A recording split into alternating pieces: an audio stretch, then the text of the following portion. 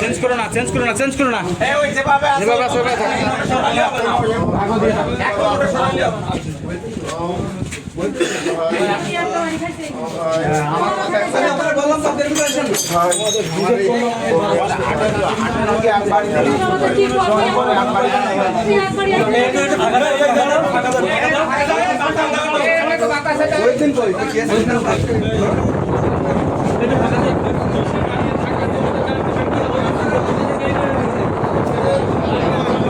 যারা আমাদের রক্ষক তারাই যদি ভক্ষক হয় তাহলে আমরা যাব কোথায়?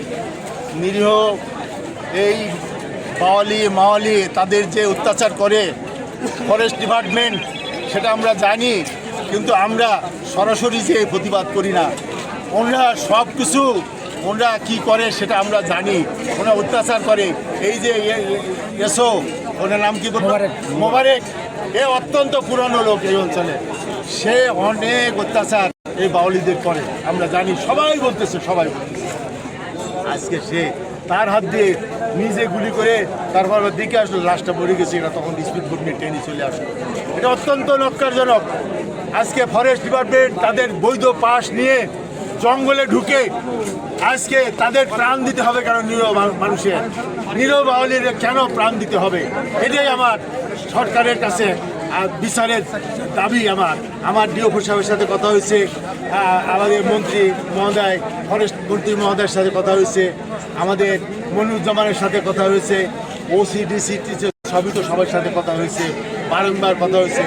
ওসি সাহেব আসতেছেন, ওসি সাহেব আসলে এটা কি করবেন সেটা রাস্তা, এটা খুলনা রেঞ্জের বিষয়, তাই ওনারা কী করবেন সেটা আলোচনা করে যেটা করেন সেটা করার পরে লাশটা হস্তান্তর পুলিশের কাছে হস্তান্তর করতে পারলে আমরা আপাতত শান্ত থাকবো। কিন্তু এটার প্রতিকার যতক্ষণ না হবে ততক্ষণ আমরা পারবো। তাই আমি বলবো সাংবাদিক ভাইয়ের কাছে আমাদের অনুরোধ, আপনারা এটাকে লেখনির মাধ্যমে তুলে ধরবেন। এর ডাকাতির সাথে সম্পর্ক রেখে ডাকাতির সাথে টাকা খাই আসে, আবার ডাকাতি আমরা এই ফরেস্টরা এই ডাকাতি জানি ধরি ডাকাতির সাথে উঠাই দেয় এই মোবাইল। আজকের ঘটনাটা কি?